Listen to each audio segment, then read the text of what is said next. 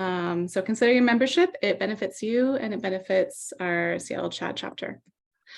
This is not new. This is just, so it's not May, it's not even June, but we do, just a reminder, have a general meeting the first and third Thursdays. Our first is always our speaker series. Beth and I realized there was a fifth Thursday. That was fun. We were going to try to present to you last week. We were like, what do we do on the fifth Thursday? And we decided it was to go have a glass of wine. So parents group is second and fourth, and same time, 6:30. This is a slightly less formalized setting. We just bring in a specific topic. We chat about it. We share resources. We share struggles, and we support one another. I have a thing. Okay, go ahead. I've gotten feedback that even though you and I have a meeting every Thursday with people, that people have a hard time remembering. And so you and I talked about trying the breakout sessions. So in the email I sent out this week, I said, if you want to come every week, or if you don't remember and you just want to come and show up, we'll do a breakout room for, you know, parents can be in one and non-parents can be in another. I don't think we've had that many to where we've had to do that, but that way it just makes it so that anybody can come any week. And like if it's a general adults one, I'll take the general adults. And if there's a parent that shows up, you and the parent can go have, you know, a breakout room together. So that way it makes it so that nobody has to remember whether or not it's a on week or off week for somebody with or without kids. Okay. I mean, people with kids, they can come all the time. I mean, we do. I did. Okay, so thank you, Beth.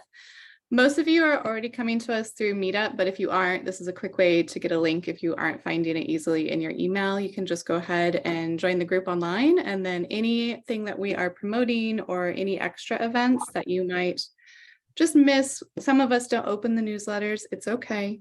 You can come and check our calendar here and see what's coming up next. We know who you are, though. Okay, so the disclaimer, just really quickly, again, important for us to say, CHADD does not endorse any product, service, publication, medication, or treatment. We're a support group. We're here to share ideas, support one another, but ultimately it's up to you to find a professional or at your own discretion decide what is appropriate for you. Okay. So I'm going to change my screen now, and we're going to do something different.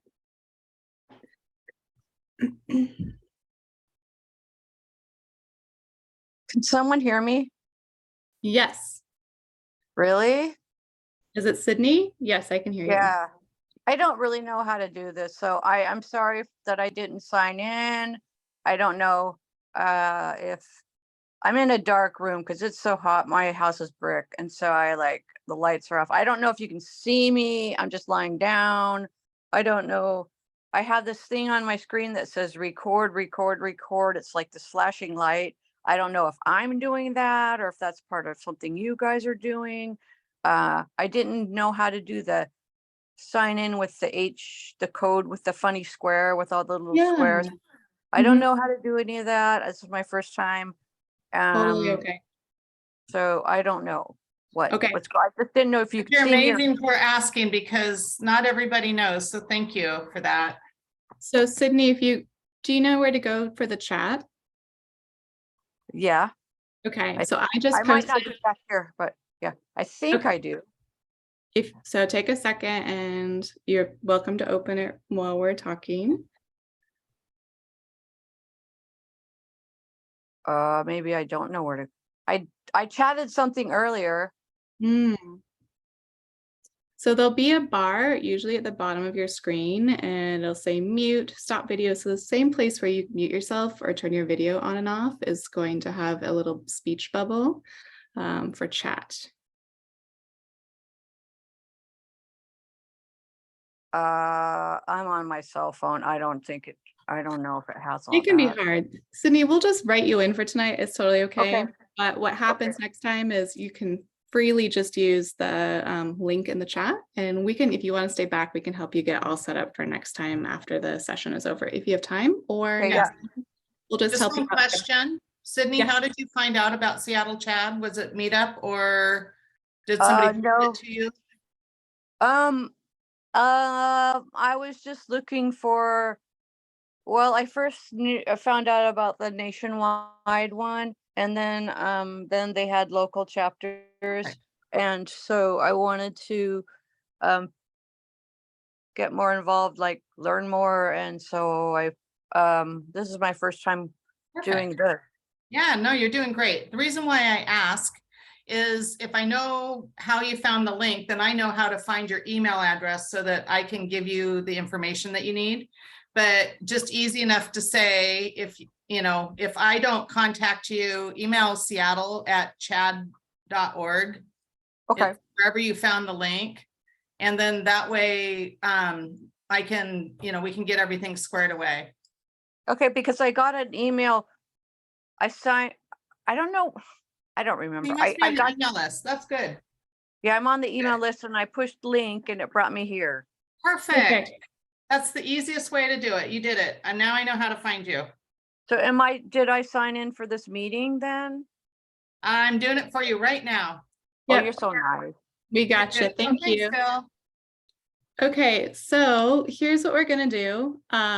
I'm going to go ahead and I'm the presenter for tonight. So hopefully you don't mind seeing my face for a little bit longer than usual. So we're going to do about since it's 6:46, I'm gonna try to keep it to a tight 45 minutes. And then if you have questions in it, there'll be some sections where I'm gonna have you participate and I'm going to have you actually do a couple things. And then when we wrap that up, I'd like everyone to be ready to introduce themselves, right? So we're going to have a conversation, but it's nice to know who we're conversing with. And then we'll chat through any questions you have or any examples that you have to add, because obviously this isn't the end all for things that you can do. So on that note, is everyone ready? Yep. Good. Okay, perfect. And if you can keep yourself on mute for just right now, that would be fantastic. And then when I'm ready to have people participate, I will let you know. Okay. So today, Beth asked me to talk about something that I used to teach a lot more than I did. So it took a little bit to pull this together, but I think this will be a really good topic for us today. So I'm titling it 30-second activism because I want people to recognize that there are some really fast ways for us to engage, whether it's in the ADHD community or participate in creating change for the ADHD community. Because sometimes it just feels frustrating, like things are happening to us, and I want people to feel empowered to take action. So on that note, let's get started.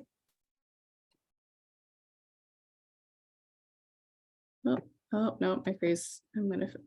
Oh. 1 second, guys. Technical difficulties. There we go. Okay.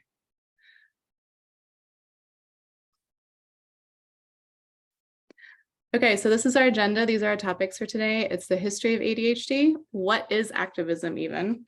Hot topics and what can you do? So the politics of ADHD. This is just a quick blurb on it. And I'm actually just going to read through it because it's exactly what I wanted to say. So essentially, ADHD is sidelined by politicians, schools, communities, you name it, even medical facilities and therapists, frankly. It has been treated as a myth. We've been treating it as a hysteria. We've been treating it like it's just made up for pharmaceutical companies to profit from. So there is a lot of misinformation out there that has done a great disservice to ADHD in the field of ADHD studies and making progress in the community in general. There are hands down tons of people who still think we're just over medicating kids. Parents, teachers, everyone's afraid to do it because there's just enough doubt that's been seeded now that people don't even access medications that they desperately need for their lives to be better. And in spite of it being recognized in the Americans with Disabilities Act and the DSM-5, we still don't get it recognized in the workspace or have very many accommodations throughout our lives without a lot of pushback and shaming. And I just threw my favorite myth on here that you'll hear people tell young people. I've even heard a doctor say it, you'll just outgrow it. So that's how poorly understood in the general community ADHD is sometimes, which is a problem. Right? So that's going to tie in with what we're talking about today, because this is part of what we're struggling with, not just living with ADHD, but how we're perceived and what is available to support us on a daily basis. So the history of ADHD, this was actually really interesting. I hadn't gone this deep with it before, so I was surprised by some of this, but then also not surprised. So essentially, it was first recognized in 1902 by Sir George Frederick, and it was described as an abnormal defect of moral control. So you were unethical as a child if you had ADHD. You were just someone who didn't know right from wrong, essentially, and you couldn't control your behavior. And that was where it stopped for quite a while. In 1936, there was Dr. Charles Bradley, and he was trying out Benzedrine. It was not intended for ADHD, but they actually ended up having some people who had, at the time, not ADHD, but this abnormal defect of moral control. And what they found was that it actually significantly improved functioning. And the clinical community promptly ignored it. So fast forward to 1955, the FDA actually approves Ritalin for the first time to start being used. In 1968, we go from having just sort of brain damage to having, or not being an ethical person, to hyperkinetic was the term for it. And it was just for childhood. They didn't expect this to last into adulthood. So hyperkinetic meaning, of course, lots of energy. So that was the baseline for how they were treating this. So that's when it first enters into the DSM. And between 1980 and 1987, they finally revised the name from ADD, or from hyperkinetic to ADD, and then to ADHD. 1998, the National Institute of Health finally says, okay, ADHD is a real thing. But this whole stimulant treatment thing, that might not be real. There was a ton of pushback even by the National Institute of Health against treating it with stimulants at this point in time. And that lasted until about 2010. Finally, in 2000, the DSM-5 identifies that we have 3 subtypes of ADHD for the very first time. So if you look at the history of this, it's still a relatively recent diagnosis that we're just now starting to figure out. 20 years might feel like a long time, but in the history of medicine and a lot of the different illnesses or mental health conditions that we've looked at, or even disabilities, this isn't very well understood still, and certainly a little understudied. So I put this in here, this one's not mine, just because I really loved how this person was framing it. So this person put, 4 essential eras for ADHD. So the pre-diagnostic era, where it was just sort of hyperkinetic, or, that you had an abnormal moral self-center. And then this one was the minimal brain dysfunction. So it was sort of like you had some kind of brain damage. And that's why you had this way of acting. And then we finally enter into recognizing that this might be something documentable. But if you look here, even here, it's just trying to recognize it as valid. And we're starting to talk about it as a serious problem. 2010 is when we really start looking at some serious studies and correlations and medication awareness. So 13 years, 20 maybe, of this being really focused on and studied as something that isn't something we should dismiss. And notable in the 2000s, the CDC describes ADHD as a serious public health problem, because at that time, of course, it was underdiagnosed, it was undertreated, and there was a large population of young people who were not getting services for it. And that had a significant impact on their outcomes. Okay, and because, while we're at it, we're talking about myths that are dangerous or pervasive still today, we still have to combat this idea that ADHD is a learning disability, that ADHD is a behavior disorder, that ADHD is a mental illness, that ADHD is a new and modern disorder. There's actually documentation all the way back into the 1700s of a physician describing this condition. So this is not new. And ADHD is caused by bad parenting, too much screen time, your diet, or chemicals in the environment. And finally, if you just disciplined your kids already, they wouldn't have ADHD. So some common myths that are still very pervasive and I get asked quite a bit about. So I just, as a reminder of the things that we still need to make to challenge and create change in, would be some of these basic the myths and ideas that are pervasive in our communities. Does anyone have any questions about this so far? I thought this was really interesting. Just kind of looking back at the history of it. I hadn't really taken a good amount of time to do this before, but I was surprised at how relatively recent actually treating this properly has been. So I just have to say that until 5 years ago, I was one of those people who thought almost every single one of those myths. mm-hmm. And, it just takes a little bit of education to pry the little brain open. Mm-hmm. And so I think that's probably why I'm just so passionate about it, is because I know just how easy it is to not know or to be steeped in all of those myths. Mm-hmm. And I think I have a lot of guilt and shame for it, so it's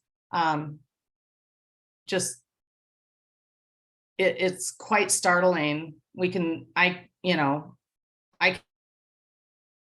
can start to feel judgy about somebody who thinks these things. And then I just have to think back to 5 years ago. Yeah. No, a lot of people living with ADHD believe some of these or all of these already until they learn otherwise. And it deeply impacts outcomes, longevity, self-esteem, all of that stuff. So I'm very passionate about debunking this sort of stuff. So it'll keep popping up. Okay, thank you for sharing, Beth. Okay, so what is activism? So I gave you that history to sort of highlight that honestly, we don't see a huge social movement or a lot of awareness in our community that this is a need or in our nation. So activism kind of comes in that it's a way of creating change, enacting change. The actual definition of it, of course, is the use of direct and noticeable action to bring about political or social change. So political, we often think we need to have some kind of law or bill passed, and that's great. But sometimes it's just raising awareness and bringing it to politicians that this is even an issue that they should be talking about.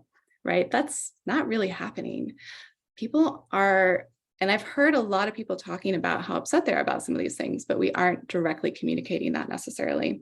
On the flip side, the social change, that can be something as simple as having a conversation with someone when you hear them say something to you that's dismissive.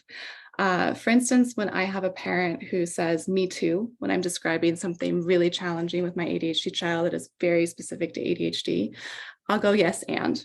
Like, this is actually a little bit harder, or this is a little bit more, because people, in meaning well, try to minimize your struggle or someone else's struggle because they feel bad and they don't want you to feel bad. But it's actually sort of dismissing what you're living with. So it can be really small things. And we'll talk about a lot more ways than that. But activism doesn't have to be something that takes over your life. It can be just something that you do in your daily life. So this is just a scale of how involved you can be, right? So there are all levels. You do not have to be out there starting like a rally, okay, in order to participate in meaningful change. So these are the essential, like, this is your awareness journey, I like how they put it. And this is where you're at, okay? You're either a bystander, so you're not like doing anything badly, you're not making it worse, but you're not making it better either. You're just sort of passive. Then we go into being an ally, where you're assisting and supporting, right? And that's more participatory. You have maybe had conversations with people, or you're showing up at events and you're promoting that you're an ally. So they're starting to be a little bit more active, but it still can be a very small thing, might be standing up for a friend. And then you can actually go into being like an ally or an advocate, right? So this one, you're actually aiming to have more influence and maybe have a bigger impact. This is a little bit more planned sometimes. And then finally, we have an activist, and that's someone who is fairly dedicated to social change and to challenging political norms. And again, activists don't have to be full-time activists. You can be a part-time activist. You can be like once a week activist. So this level of participation doesn't have to take over your life. It can just be something you do at whatever level you're interested in and however deeply you feel compelled to do it. So when we talk about activism, there's a spot on here for everybody, okay? I feel like Sally would have really liked this talk and been like over here. Okay. So I want to debunk something though, and that is what we see most often and what we have accidentally equated as activism, and it is called performative activism, okay? This is maybe having just a sign up in your window, or stopping at, having, sharing a meme or a GIF, or liking something on Instagram. So as of now, performative activism is usually linked to social media, but it can also be just temporarily changing your logo, or, Fruit Loops, adding another color for Pride Month. Those sorts of things tend to be considered more performative versus actually substantial or authentic advocacy, okay? Things that are authentic tend to be stuff that actually has long-term impact, right? Shifting policies, changing mindsets, building awareness and cultural competencies in your own home, in your workplace, for yourself, inviting leaders to participate in this dialogue, and then also calling politicians, petitions, donating, and on and on and on. So meaningful actions that are a step towards making that change. Now, I'm going to push back on this title in that sometimes we start here, right? Sometimes social change starts with basically having a hashtag or bringing awareness to the general population. This is even a thing. So there is a time and a place for us to start making this more broadly recognized. And so in that case, wear your t-shirts, get your stickers, change your logo, make your background on your, social media icon representative, make it orange for October, so there is a time and a place where it becomes performative, is when that's all it is, okay? So hot topics, what are we even trying to change? I think that's actually a really great question. And so we're going to start there before we talk about what we can do to change it. So I put this on here for people to see. These are the top issues being discussed in policy right now. If you look through all of them, they're important. None of them have anything to do with mental health or ADHD. It's not even in the national discussion. What is impacting us right now that we need to have on here? Okay, well, the first one is ADHD medication shortages. How many of you have been impacted by the medication shortage or know someone who has been? Yeah, it's gotten harder to find, harder to get, low supply, delayed filling of prescriptions, or just flat out not getting it and having to change your medication. There's limited insurance coverage for some of it, especially for Medicare. So people often are paying hundreds of dollars if they can for these medications. Most people are still afraid to ask for work accommodations, even though it is part of the Americans with Disabilities Act. People are afraid to sort of come out in their workplace. There's so much stigma around it. They're worried that it will adversely affect their how people perceive them. And now if you think about it, think of any other disability in the workplace. Some of them maybe, but I feel like ADHD is one of the ones where we are most likely to make judgments that are negative stereotypes, like lazy, procrastinator, not going to get started, probably not going to follow through. Maybe it's just going to like drop the ball. So many negative things pop into your head when you think about how we describe someone with ADHD. I mean, so when you have an invisible minority, an invisible disability, or you're an invisible minority, and some have changed. It wasn't too long ago when being out as gay in the workplace was not okay. Mm-hmm. But there's good reason for people to have fear about it. And I think as long as it's invisible, there's so many visible disabilities that I shouldn't say so many, it's just that I think it's becoming more imperative that the employers take care of the visible ones. The invisible ones, you have to self-identify. Mm-hmm. And so the employers can be proactive, but they think they can't, I guess is what I'm saying. People usually use their judgment. Sometimes you end up with managers that our understanding, but a lot of times where people are coming from is they've maybe had to take FMLA leave specifically because of ADHD or anxiety, and they don't want to admit that that's the reason, because that creates concern that will happen again. Or low performance. They don't want any time that they mess up to be blamed on ADHD and perpetuated throughout their career. So there's a lot of reasons why people feel unsafe talking about it. In terms of generics, not a ton, right, that are out there right now that people have available, and again, lower that overall cost. And Medicare, Sally's brought up a number of times how hard it is for her to, and Sally is one of our long-term members, and how difficult it is for her to get coverage. This is a major one, honestly, ADHD youth mental health. This is a significant concern, and it is not something being talked about in the larger mental health arena a ton, but it's incredibly important that we start addressing that more, because ADHD adds on a whole nother layer to depression or anxiety or any of those other conditions that we're worried about young people with. It also adds on another layer of risk taking. And so how do we help them identify and manage that? Access to support services and diagnostics. So many people just coming here have had a hard time getting a diagnosis. That's probably one of our number one questions, is how do I get one? And we're getting to the point where you can't get services without having one. So a lot of our psychiatrists and psychologists are only accepting you if you have a current diagnosis. So this becomes a challenge. Myths and misinformation still inform a lot of our policy, right? Remember the National Institute of Health, our National Institute of Health published something saying, yes, ADHD is a real thing, but the meds might be like just totally not real. We're not sure if you should even take them. They haven't really updated that. So in terms of submitting something new and that policy forward about how we're treating it, so we don't have really a strong policy or information for politicians to look at in terms of how we're going to manage this, or awareness that it even needs to be managed.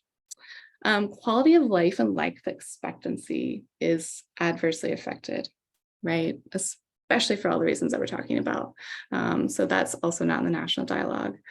Acceptance of neurodiversity. Now, this isn't unique to ADHD, but people are finally just starting to develop awareness that that's even a level of diversity that we have in our communities. So raising awareness around that being just as important in some ways. And then we're still, just like this shows right here, invisible in a lot of our political movements and platforms. It's not something that you see anyone talking about when they're, discussing why you should vote for them, or anything that has on their top of the list priority or concern. So this is something that would be really helpful. These are some of the topics that are really helpful for us to start thinking about. How do we bring more awareness and create change in these areas? Are there other areas that I've missed? Because this isn't probably all of them. These are the ones that I could think of. Does anyone off the top of their head think of something that should be on here?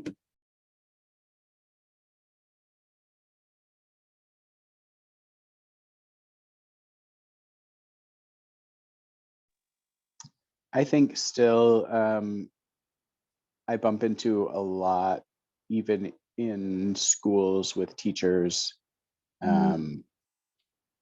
who may even have been told by their administration that they need to provide accommodations, and even told what those accommodations are, but because they don't want to do that, or they don't believe in it, then I've had multiple students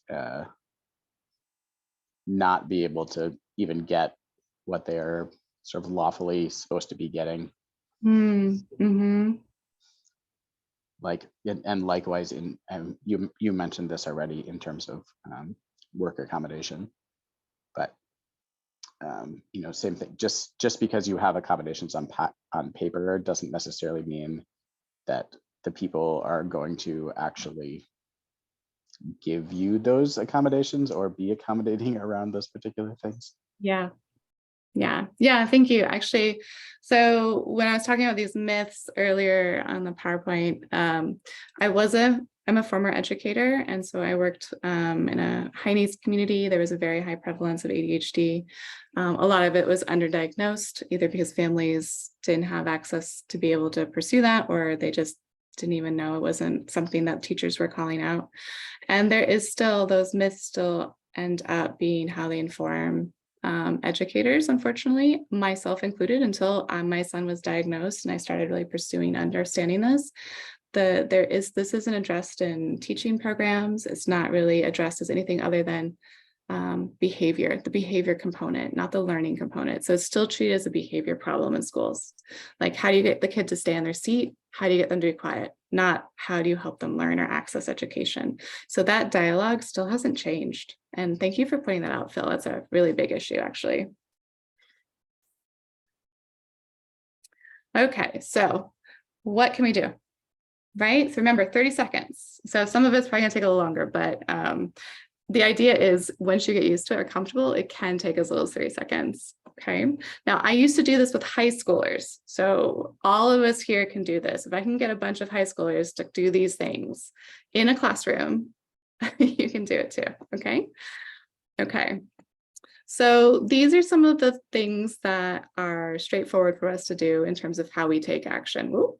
Let's go back. And again, just a reminder, most of us aren't even aware of it. October is ADHD Awareness Month. So we wear orange. Okay, so just putting that out there to be aware.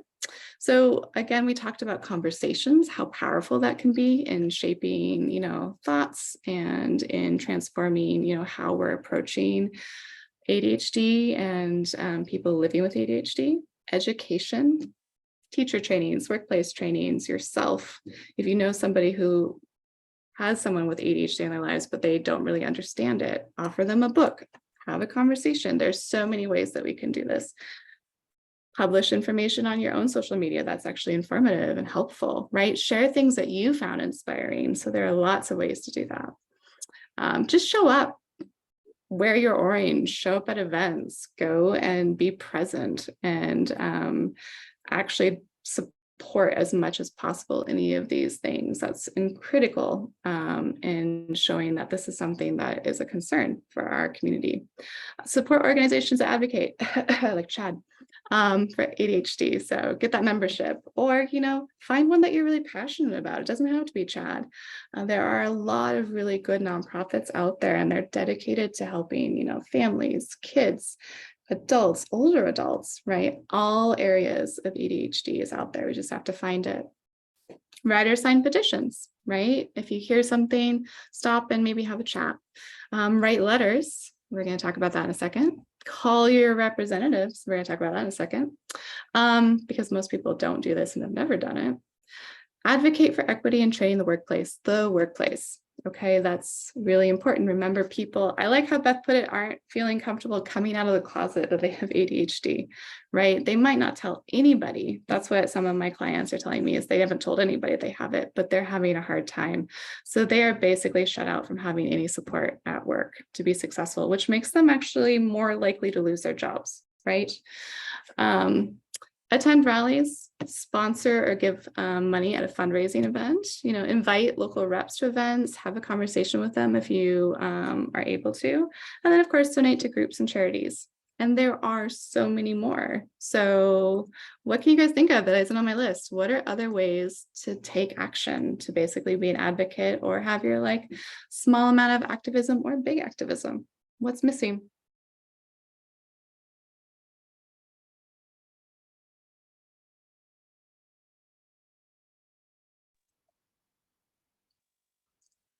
You maybe kind of said this, but under educating others, tell people that you have it and what it's like, kind of bust some myths, like being an older woman, it's like, oh, you have ADHD, and they, sometimes people seem like, well, how could that be? And if you don't, You're too smart. if you don't, or you're too calm, you're too organized already, but you're organized because you've been training yourself your whole life to be organized so that you don't get embarrassed by forgetting things. Yeah. So, kind of explaining some of that and the whole educating about the difference between the inattentive and hyperactive types. I'll see if I can think of something else. Yeah, that's great. So basically, you know, be open about what you're living with and let that be a way to challenge people's misconceptions. I like that. Yeah.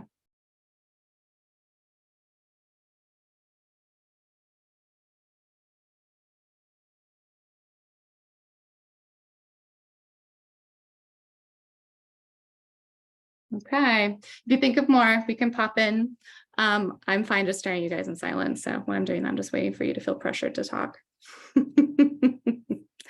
Okay. What I have found is that the less people know each other in a group, though, the less social pressure they feel by silence. It's very interesting. The more time you spend in a group where you feel like you know each other, the more likely you're like, I should say something. Can't wait as long. Okay. So it's harder for me to use my teacher wait time with you guys. So let's do it. Please get your phones out. Okay, so what I'd like you to do is go ahead and use this QR code, and I'm going to walk you through how we're going to find our representatives. Okay. So if you aren't familiar with the QR code, what you do is you take your phone, you open your camera. Okay, you don't take a picture with it, you just hover over the image, and then underneath it, you'll see that a link appears to an address, and you click on that link. Can you post that link in the chat as well for those of us who are on our phones? I will. So let me go ahead and do that right now. Boop, boop. So there are so many sites out there that are there to find this. So it's in the chat now. You guys can just go directly to this link with me. And this is going to be the best site. It has all of them, and we're going to do it together. So I'm going to go ahead and enter an address that I no longer live at. Okay, but it'll help. Here we go. And like magic, it's going to tell me all of my state and federal representatives. Okay, so here we go. Here they are. These are in my district. These are the people that I would contact to tell them that as a constituent, I have something I want them to be aware of. Okay. Jessica, all I see is the, did you go? Oh, yep. Yep, I did. Let me share my screen again. Sometimes it will go with me and sometimes it won't. Here we go. Okay. So thank you for letting me know, Beth. Yeah, so this is where you should be at. And you put in your address and it pops up all of your representatives. Okay, here are my senators, here's my federal representative, and then here are my state reps. So if I click on one of these, it's going to go ahead and take me to their contact information. Slowly, apparently. And it'll give me all of the ways that I can contact their offices. So when you contact them, sometimes we feel like we're actually reaching out to the representative, but the reality is you're going to reach out to their secretary. So it's way less scary than what you're imagining. And their secretary takes calls all of the time about this sort of stuff. So they totally practiced, and I'm going to tell you or give you a little blurb that you can use when you call so that it feels safe and easy to do. Okay. So contact information, email details, all of it right here. So if you use that website, bookmark it, this is where you're going to go. And you can go back and talk about anything else that you're interested in, right? It doesn't just have to be about ADHD. Any questions? I was just going to say, in Oregon, there's one too. You just have to Google. Oh yeah, find my Oregon. Yeah. So yeah. Sorry, I was like, why isn't this working? Oh, I'm not in Washington. Yeah. Okay. Yeah, so every state has it. You know, that's a really good point. I think you're the only out-of-stater right now, but we've got members in Alaska and Idaho too. Cool. So it just never occurred to me, because when I went there, I'm like, oh yeah, this is really cool. So thank you for saying that. No problem. No, it's great. And yeah, I've called on other issues, and it's usually a very young intern who's very passionate and will take notes, or, you know, my son was one of those people, and he hated every minute of it, but he did it. Yeah. I'm sure it gets tedious, but they're very dedicated about customer service, right? Yeah. It is. It's good for them. I had 120 students call one day. They took Yeah. the calls. It does work. It makes a difference, I think. Yeah, they did start getting a little suspicious when students freaked out and hung up, but you know, it was okay. They'd get nervous. That's good answered. practice though. Yeah. Okay. Okay, so this is how you're going to find it. So bookmark it. Again, I popped the link. You can save it into the chat and save it. Open it in your browser right now and come back to it. So this is where you're going to find that information. Okay. Let me go ahead and pull back up the PowerPoint. I don't want it to stay on that screen. Okay. So the first step was to figure out who are you even contacting and letting them know this is an issue, right? So this is the part where we're contacting and directly interacting and engaging with our representatives and senators. So what's really easy to do and makes it less scary for all of us, again, this can be like a 30-second to 1-minute phone call, is you write down a script. Super easy, right? You can even snap a picture of the script if you want. So basically you introduce yourself, you say, this is my senator representative if you want. They're assuming that you are. They don't ask for your address or anything like that. So you can call completely anonymous if you want. It doesn't have to be linked to you. You tell them what the issue is, or if it's a policy or a bill, you name it. And then you say why. Why is this important to you? And the more people who call in, they basically have a spreadsheet, right? The more people who call in and talk about this, the more important and higher up it becomes sort of in their awareness of what their constituents are interested in being represented with. So super straightforward. You write out how you're going to say it. You make your phone call. You tell the staff member what your concern is. They enter it into their spreadsheet and say, thank you for your time. And you're done.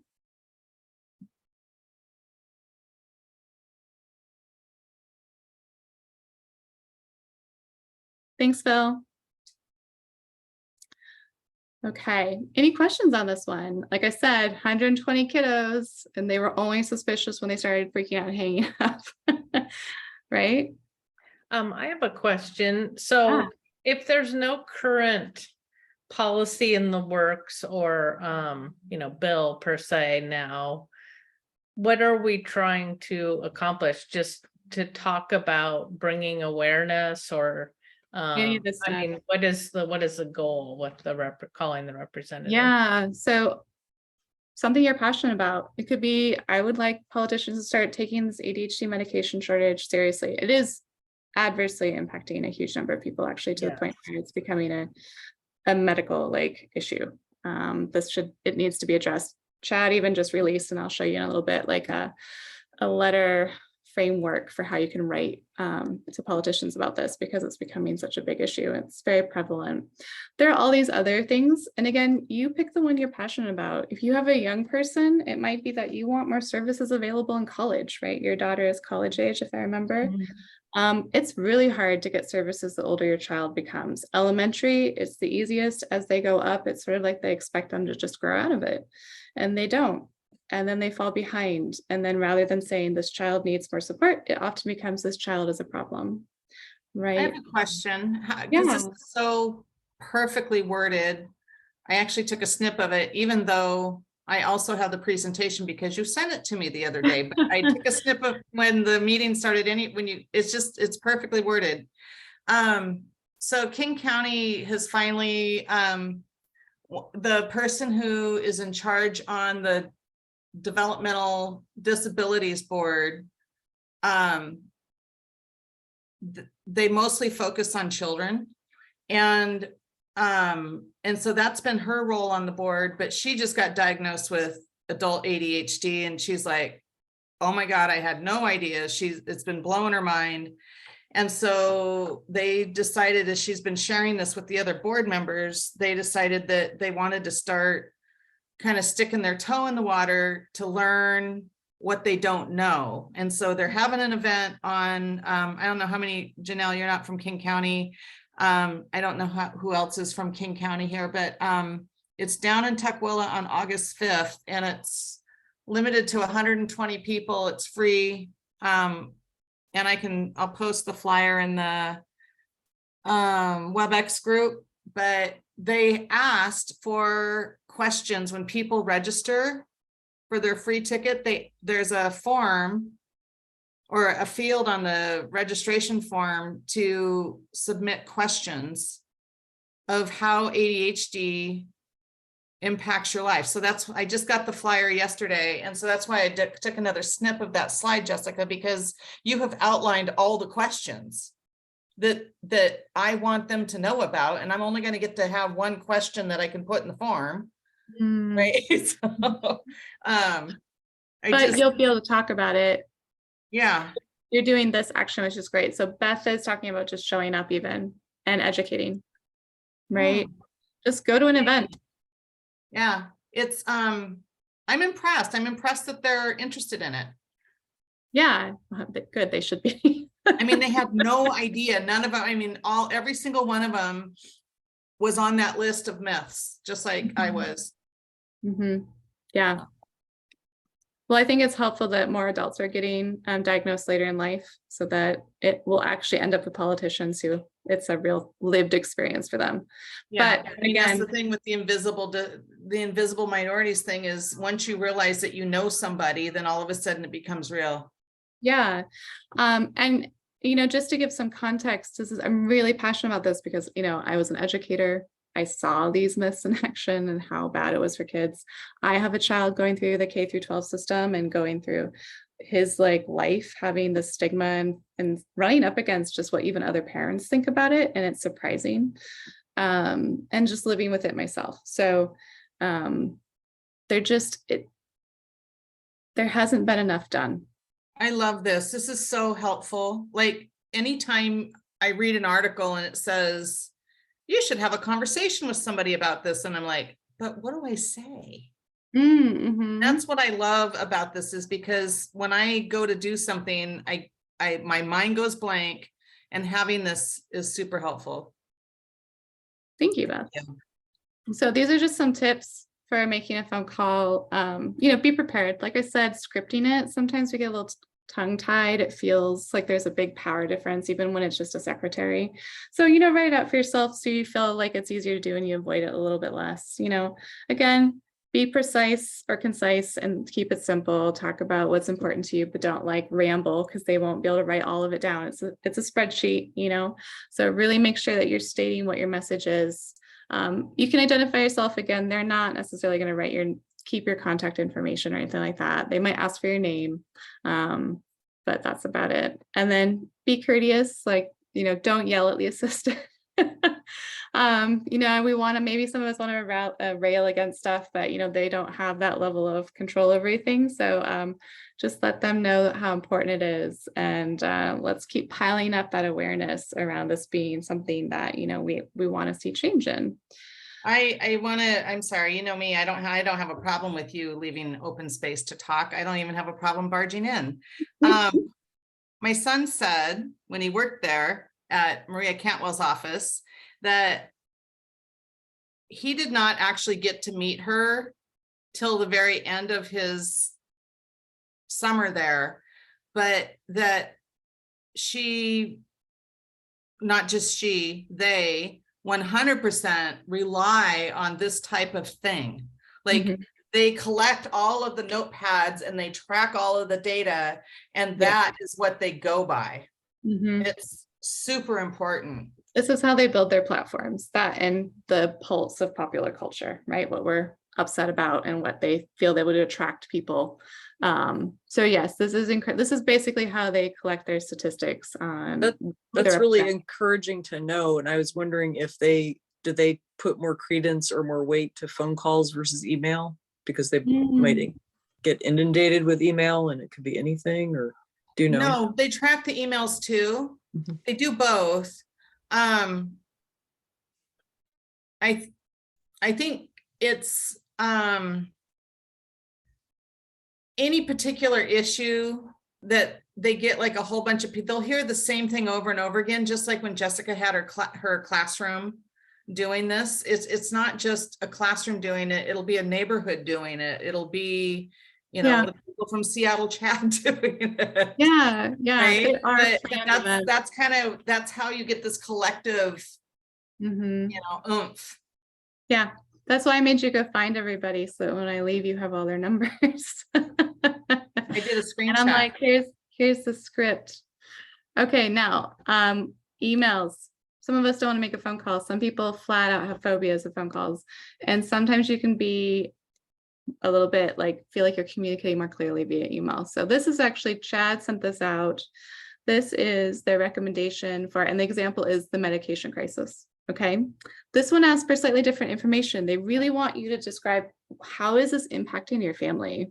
And I would actually say probably in this phone call, I would maybe say this is how it's impacting your family as well, because we want to make sure that it's clear that just like asking for services in schools, asking for services from, you know, or attention for a topic, we want to show that it has an adverse impact on our lives. So personalize it and make it real to the people besides the numbers. Exactly. So again, you just grab their information off of that website we went to, and you use their name and you just explain what you're reaching out for. This one is about the medication crisis. So they talk about how like all of the common ones are in short supply. You know, they're the most effective medication for people. It's really negatively affecting people's quality of lives and their ability to function at home, in the classroom, in the workplace. Most people don't even know what it looks like for an ADHD person to have a dysregulated, you know, dip, one of those valleys where we have high functioning, low functioning, right? A lot of people don't even understand that low functioning happens and what that's like to live with, right? So talk about what that's like when someone suddenly takes away, you know, your medication and how that impacts your family or you. This one is actually inserting a little bit of ADHD education. I actually do this with the teachers that work with my son. I just assume that they don't really have much more information than popular culture awareness, which is hyperactivity and inattentiveness, right? Or maybe behavior issues. That tends to be the tip of the iceberg. That's where people understand ADHD. So I broaden it a little bit and you add a little bit of information about it, right? You can snip this information. This is a template where I'm going to have Beth like post it. We can totally share with you. And then again, just thank them for the time and, you know, ask them for the type of change you want to see. Right? Like, please make this a priority, or, you know, please bring awareness to this issue, or we'd like to see policy change regarding teacher training, work, like, you know, accommodations, whatever it is that you're feeling really passionate about. Okay. And this is one of those great things where, remember, we talked about, you know, sort of activism that takes less than 30 seconds. Send this to someone else living with ADHD so they can do it too. Right? Share this with your friends and family and say, it would be really important to me if you talked about what I'm living with and you supported me by sending a letter like this. Okay. And then I can go back to any of my slides in a second if you have questions, but I wanted to end on something that I think is pretty powerful, because a lot of what I've talked about is built around the myths of ADHD that are pervasive in our society and that have prevented us in our community and our children and the people we care about from getting the support, being seen, and being properly treated the way they need to have a full, equitable life and experience. So what I wanted to post is this. So here's something that I'd like everyone to look at for a second. So this is a question I'm going to leave you with. What would change for you if you started seeing more of this next image in the context of ADHD rather than this one? So take a second, look at this person. When I typed in ADHD, all of the pictures looked like this. Confusion, frazzled. Man, apparently your head hurts with ADHD. You have no idea what's going on. Your life is a mess. Versus when I looked up someone who was bright and capable.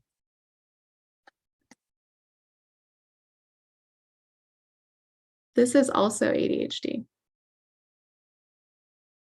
What would happen if we started seeing and sharing more things like this? Because what's happening on social media and it's well-meaning, and what's happening in popular culture is we're showing this and we're talking about it like this. And we're creating this idea that there's nothing other than this. We're justifying all of our issues. I'm sorry I'm late, I'm scattered, I'm sorry I can't tell time, I'm sorry I can't, right? I started noticing how many times it's coming out of my mouth. Mm-hmm. So what would happen if we started showing ourselves and our children and people we know that this is also what ADHD looks like? Engaged, focused, curious, interested, brilliant, right? Driven, optimistic, resilient, flexible. There's a lot going on in this picture. And I would say that, yes, sometimes we feel like this, but that's not all of us. Like, that's not our whole life.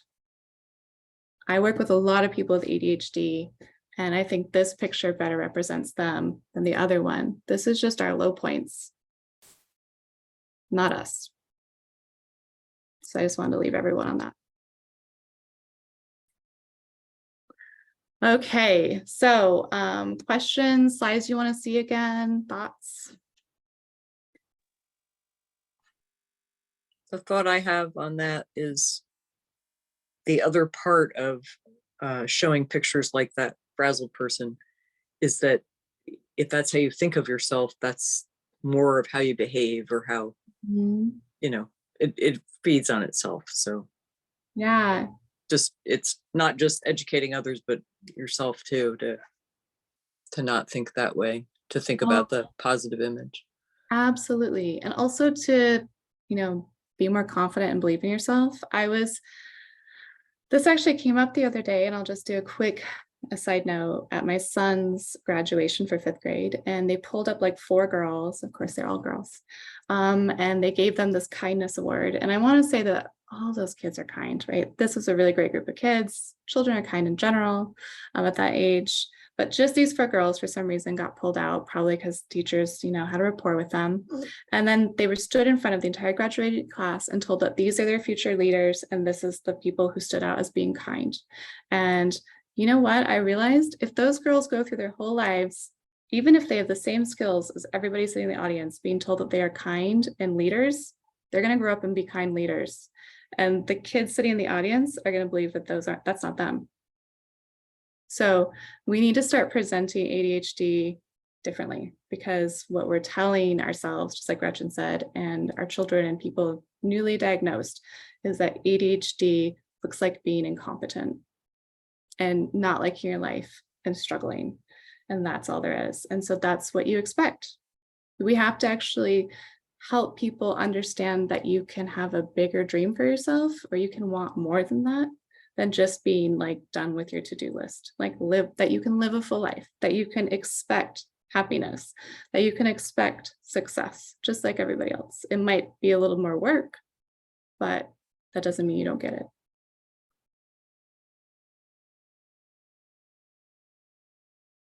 So thank you, Gretchen. Yeah, no, absolutely. That totally captured it. Yeah.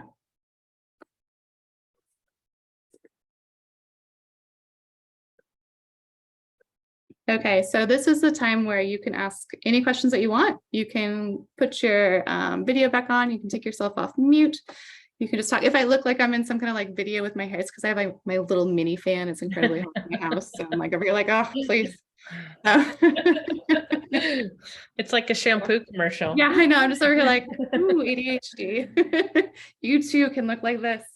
I have a question for you, Jessica.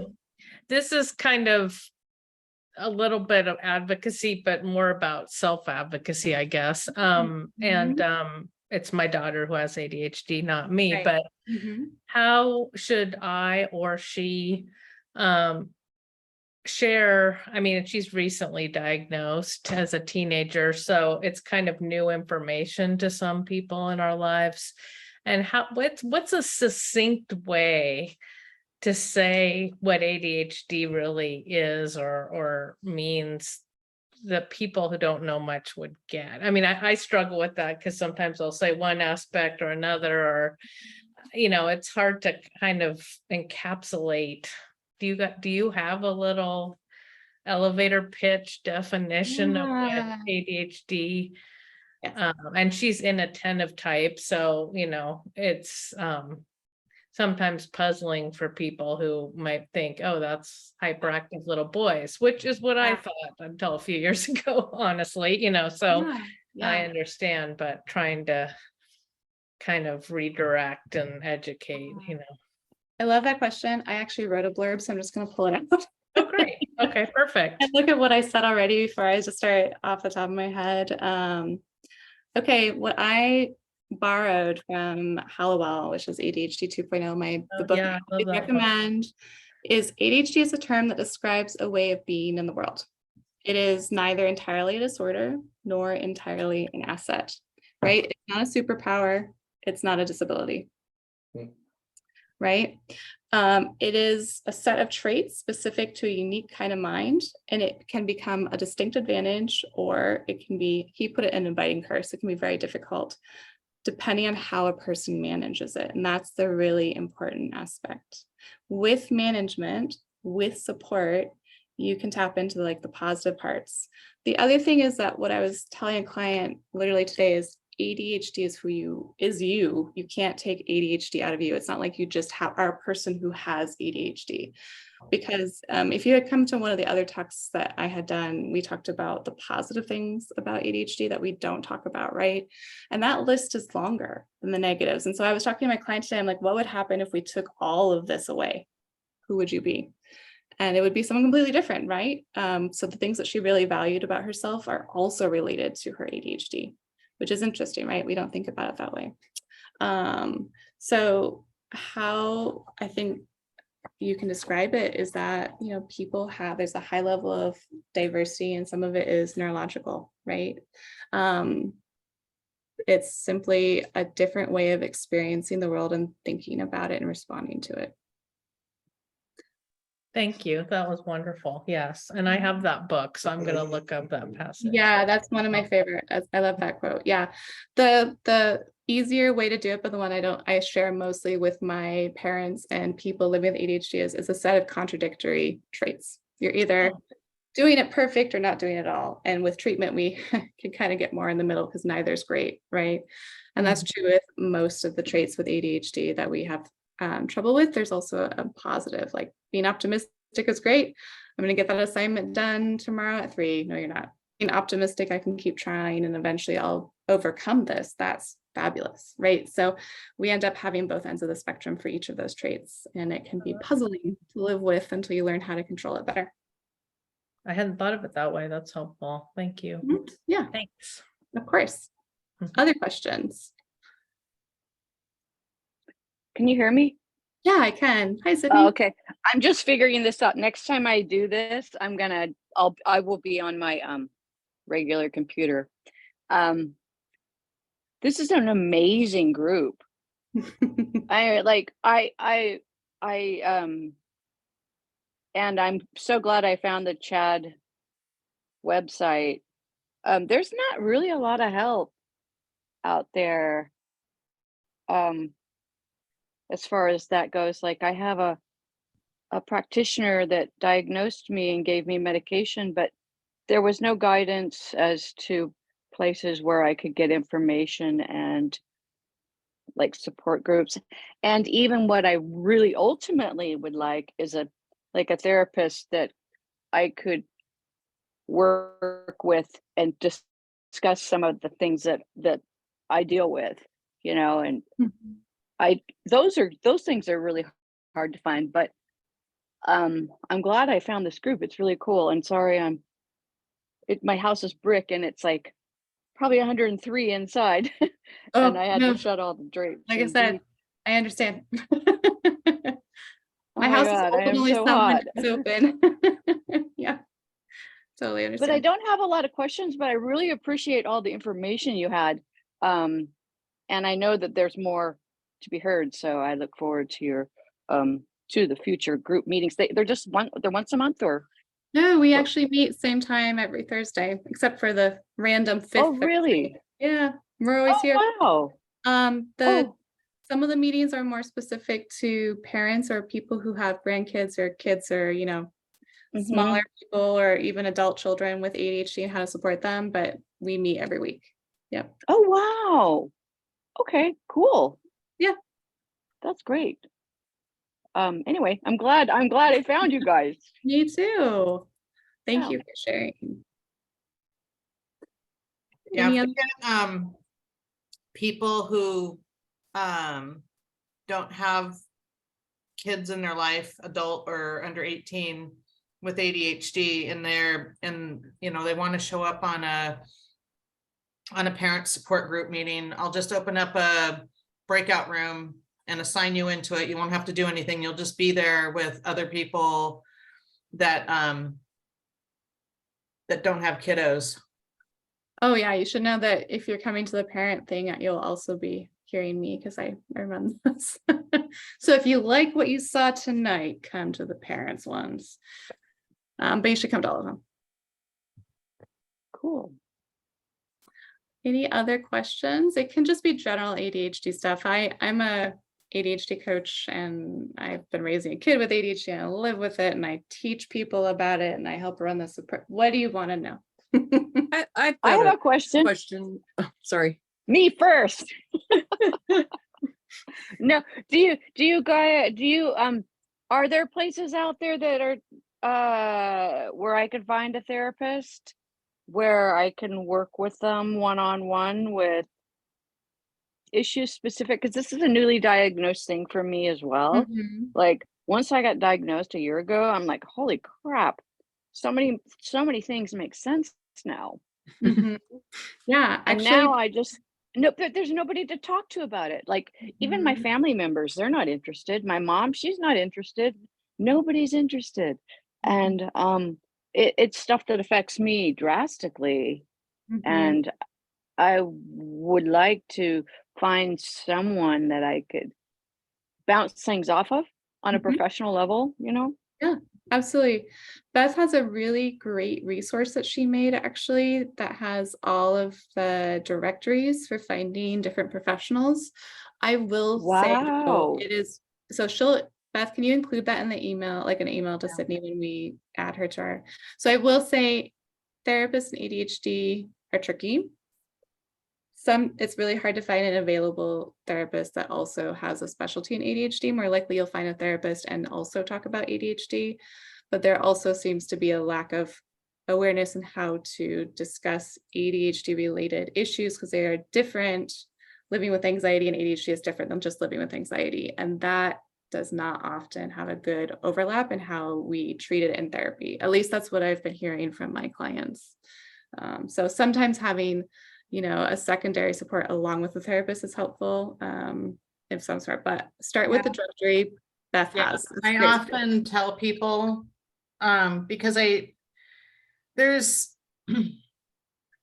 a lot of folks, I'm not a therapist, I am not a coach, and I thought about doing it, but the more that I came to understand my special brand of ADHD and my personality, I realized that I'm more like Judge Judy. Nobody wants me to be their coach, right? It wouldn't be healthy. I would get reported all the time, right? So I'm a consultant, but whenever I mention that to a coach other than Jessica or to a therapist, they're like, oh, but it's because I'm doing stuff like when I was a consultant for a business, right? But I'm doing that kind of thing for individuals.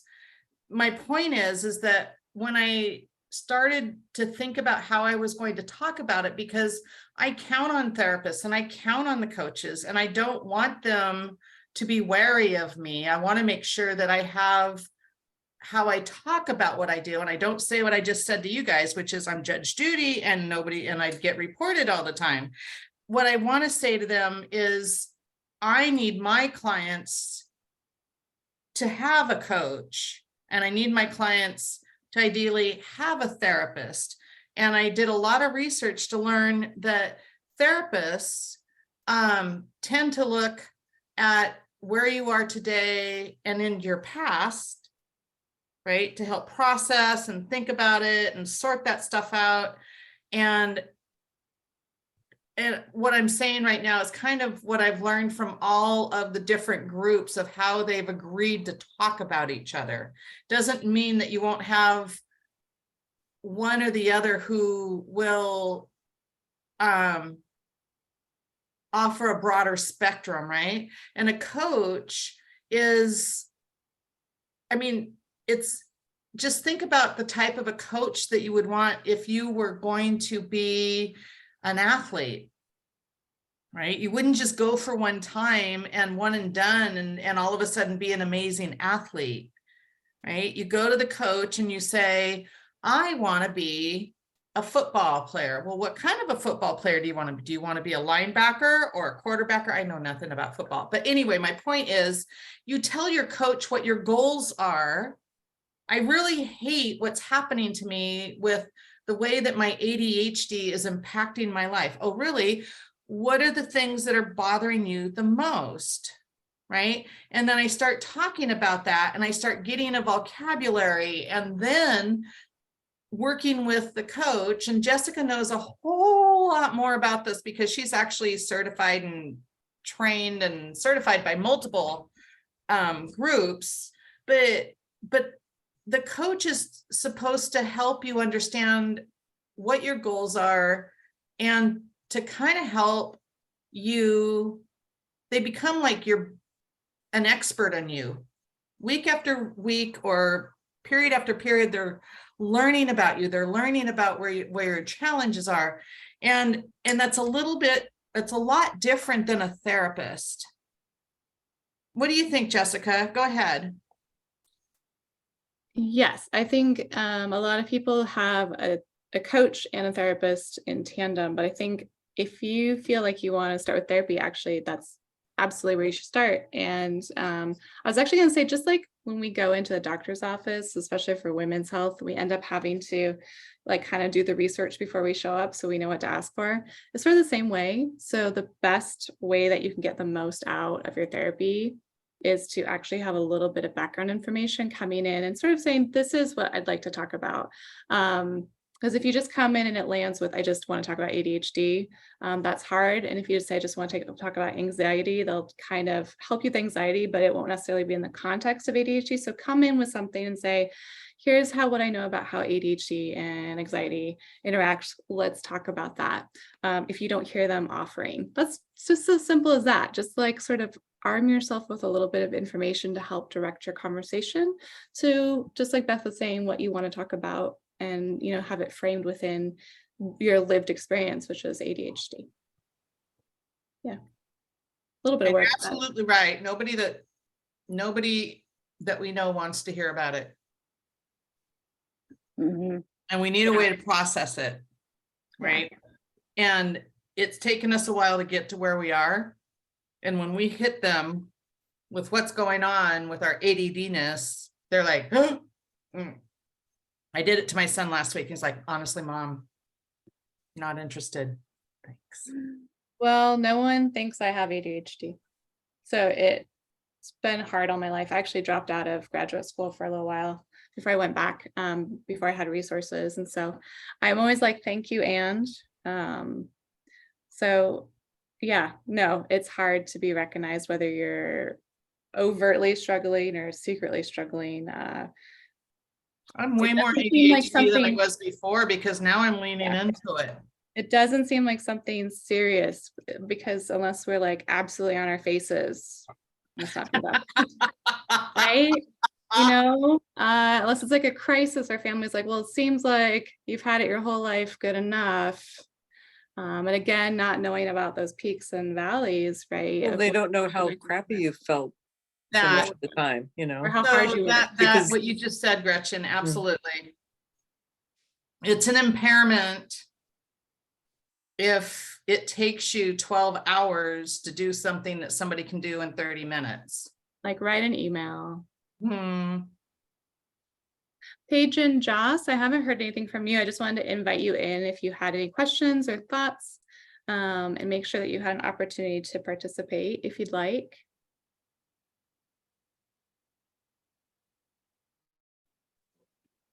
No, sorry. I'm just sitting in the background. It's kind of tired today, but this has all been really informative. And I just want to say thank you for putting it on.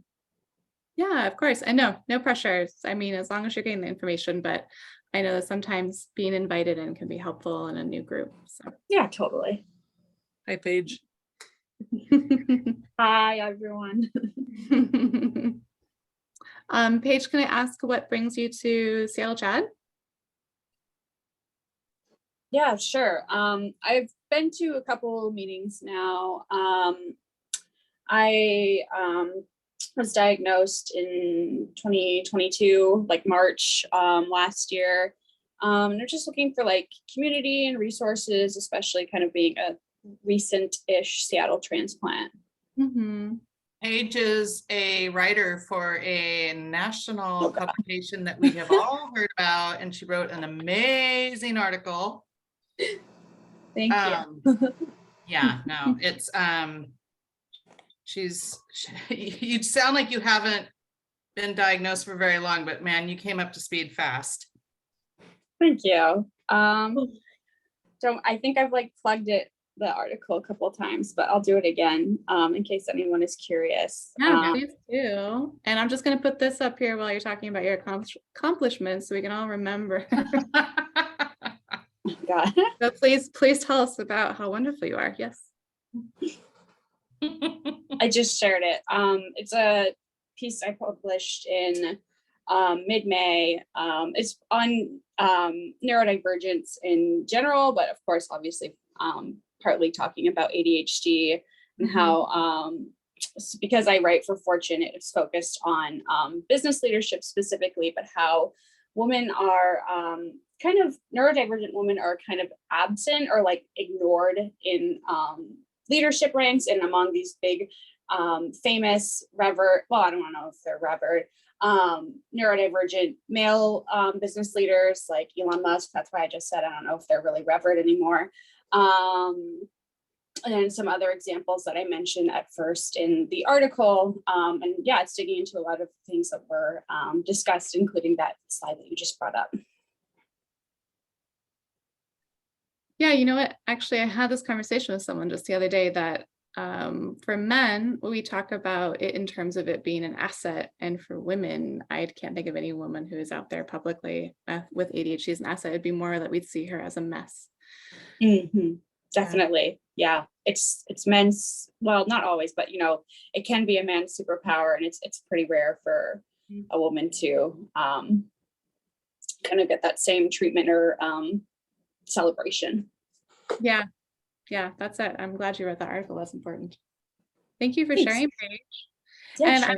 I'm so sorry. If I could see your face, I would remember exactly who you are, but I'm not good at remembering names. No, that's okay. Oh yeah, okay. Yeah. Yeah, I was thinking, I was like, I think she's blonde, but I can't remember. Okay. So whatever this is, strawberry blonde something, but Yeah.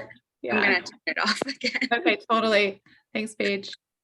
Yeah. All right. Any other questions or any other comments or wonderings? I have Gretchen and Sydney down for getting that list of the directory list that Beth has. It's really quite lovely. She's presented it before.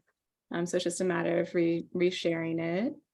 I have a question about that. In the WebEx space, and Sydney, I'll help you get into the WebEx space. So our chat is space that, so that you can get it.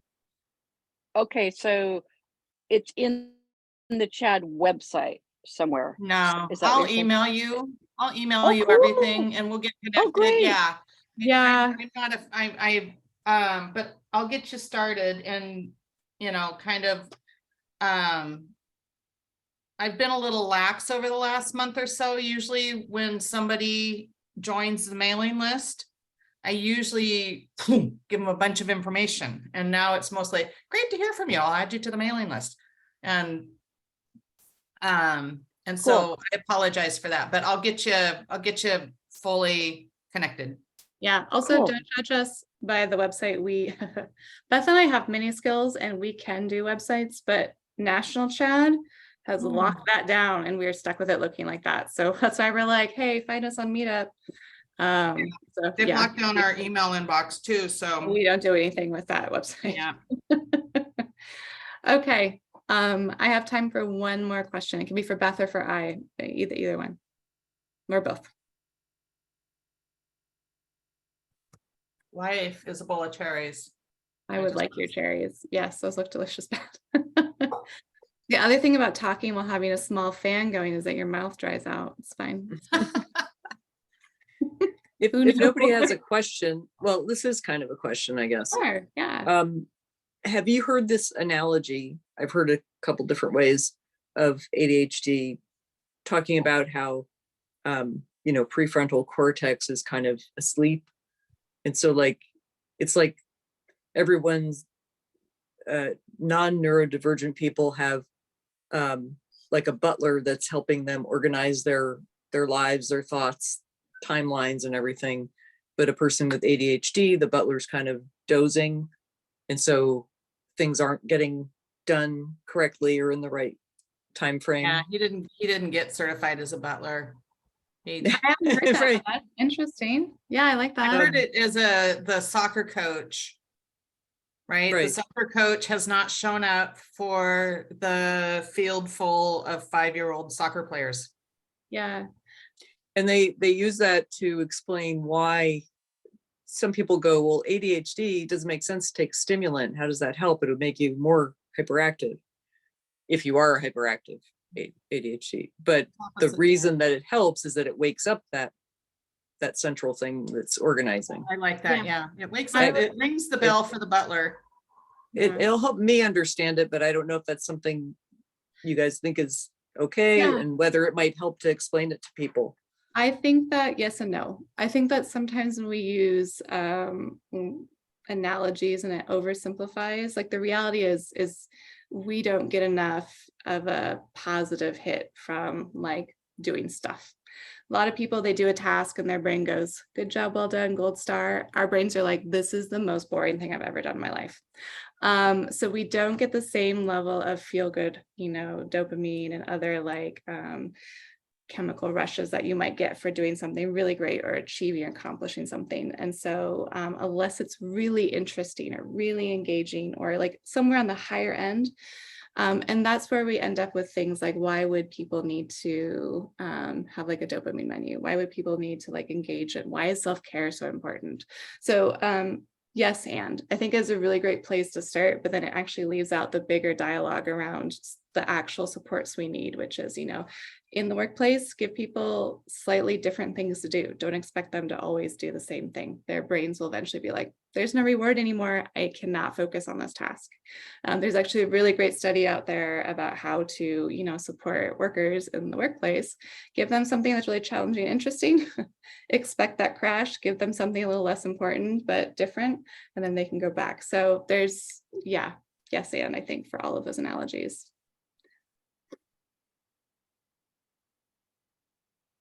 I like the little butler. The one I usually hear is the race car, right? Your brain is like a race car. But the problem is, again, that's divergent thinking, right? There was this, again, interesting study about how as we grow, our neurons tend to like snip a bit. So we have like slightly more direct pathways, like here's start A, here's end B. And with ADHD brains, it's more like here's A, B, C, Z. The snipping might not have happened as well. So it's very much a different way of seeing and experiencing the world. Yeah. It's an interesting thought. Yeah. Yeah. Okay, well, thank you so much for coming this evening, and I would love to see your faces at our other meetings. We're really trying to be, thank you, Janelle, for being here. We're trying to really build this consistent group of people as much as possible, because of that community Sydney was talking about. We really want to have that for people. Beth and I need it, you need it. We want people to be able to show up and feel seen, like we know a little bit about you, like you feel comfortable sharing and participating, and like this is part of your actual support system, is coming and talking with us. So we do a speaker series where I or the speaker or Beth talk the most, but all of our other days it's really just a back and forth. We might have topics, we might have ideas, we might start out with like, what do you think of? But in general, that's a lot more of you talking and sharing. So it's more like a traditional support group. Sydney, where are you located?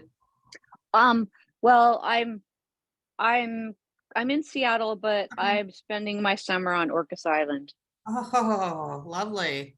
Well, okay, we're not going to have an event up there. I mean, Just getting on the ferry. I know. I hate going crabbing. We're all gonna go there. Yeah. Well, Jessica and I've been talking about like trying to organize events. It's just a little bit more than we can take on right now.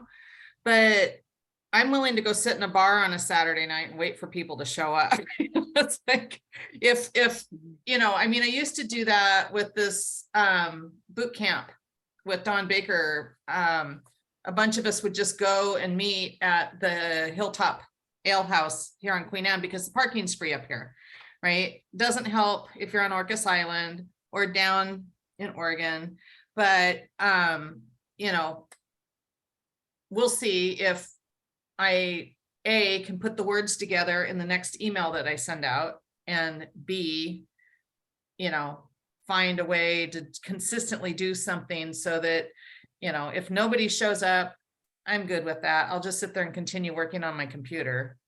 And, you know, and if a bunch of people show up, then we'll have an informal get together. Yeah. So Beth, what you're saying is if just you and I are there, we're going to have a glass of wine. We're going to talk Pretty about much. And if it's just me, I'm having a glass of wine. I also have a ton of board games. So we've been talking about just picking a location that we show up at on a monthly basis, and it's host us. So we'll see. We'll let you know, but be on the lookout for that community building that we're actively trying to engage in. So, all right. Thank you so much.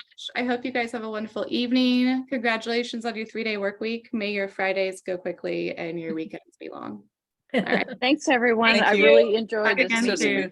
soon. Bye. Good night. Bye. Bye.